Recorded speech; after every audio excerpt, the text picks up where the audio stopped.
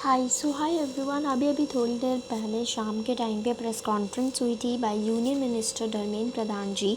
उस कॉन्फ्रेंस में कुछ समरीज़ निकाल के मैं आपको बताती हूँ। बहुत से कुछ पॉजिटिव चीज़ें भी हैं जो आई थी सामने। एजुकेशन मिनिस्टर बहुत ही कंसर्न थे उन बच्चों के लिए जिन्होंने बहुत मेहनत की है, स्पेशली कुछ गरीब लोगों के लिए जिन्होंने काफ़ी मेहनत की है। फाइनेंशियल प्रॉब्लम्स की वजह से भी, उसके बाद भी उन्होंने काफ़ी मेहनत करके अच्छे स्कोर आउट किया है और नीट क्रैक किया है। उनका टाइम नहीं वेस्ट होने देंगे, नहीं उनके एफर्ट्स वेस्ट होने देंगे। सेकंड पॉइंट ये है कि no compromise with students. Third point ये है कि पटना पुलिस से रिलेटेड बहुत सारी इन्फॉर्मेशन इनको आ रही हैं। उसके अकॉर्डिंग रिपोर्ट्स पटना पुलिस बहुत जल्द इंडिया गवर्नमेंट को देगी, ठीक है। और उनके रिपोर्ट से ये भी पता चल रहा है कि कुछ स्पेसिफिक जगह पे गड़बड़ी हुई है। जब एक इन्फॉर्मेशन क्लियर मिल जाएगी तब वो इंडियन गवर्नमेंट को बता भी देंगे एंड सामने वो लिस्ट भी रख देंगे। उन्होंने ये भी बोला कि अगर इसमें एनटीए या एनटीए का कोई भी हायर ऑफिशियल में से कोई भी उसमें शामिल होगा तो उनके खिलाफ़ एक्शंस लिए जाएंगे, ठीक है।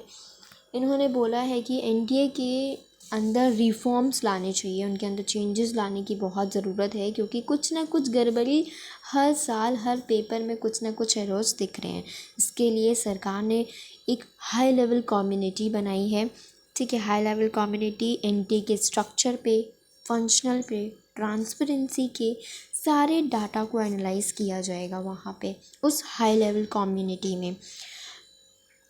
एजुकेशन मिनिस्टर ने ये भी कहा कि we are trying for zero error paper. Future में ज़ीरो एरर पेपर, कोई एरर ना आए। 2024 में public examination prevention of unfair means act भी लागू हुआ है जिसमें चीटिंग का लॉ भी पकड़ाया जाएगा। बना हुआ है चीटिंग का लॉ 2024 में ही। And it's a request that don't spread any rumors and don't give any political angle, ठीक है। एंगल, कोई भी पॉलिटिकल एंगल से उसको ना देखा जाए। एजुकेशन मिनिस्टर ने ये साफ साफ कहा है कि इनडायरेक्टली भी उन्होंने ये चीज़ बोला है कि देयर शुड बी नो रीनीट।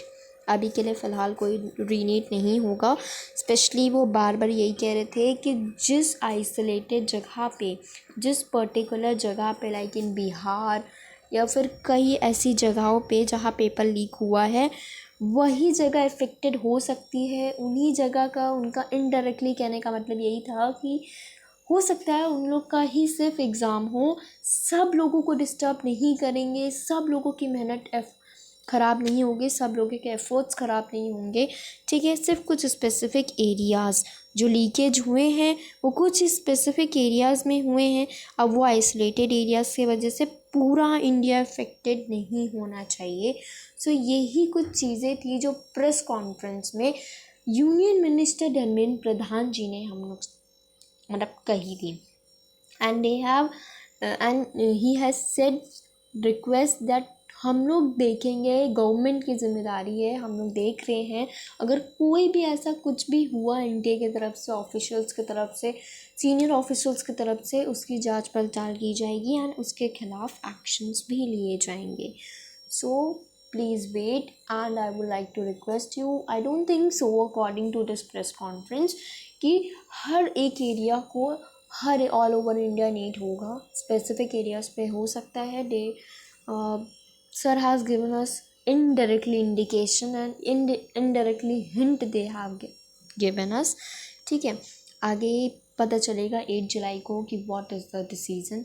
8 जुलाई को भी नहीं, 8 जुलाई तो डिसीज़न होगा एंड उसके 2 से 3 दिन बाद उसका डिसीज़न आएगा, हियरिंग होगी 8 जुलाई को।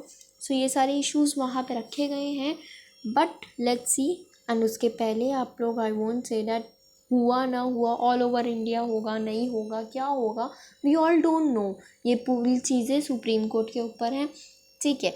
बट उसके पहले आप लोग को रेडी रखना चाहिए अपना सिलेबस, थोड़ा सा important topics, important diagrams, important सारी चीज़ें, important PYQs, important questions, difficult chapters जो आपको लगते हैं उसे सब कवर कर लो बिफोर 8 जुलाई।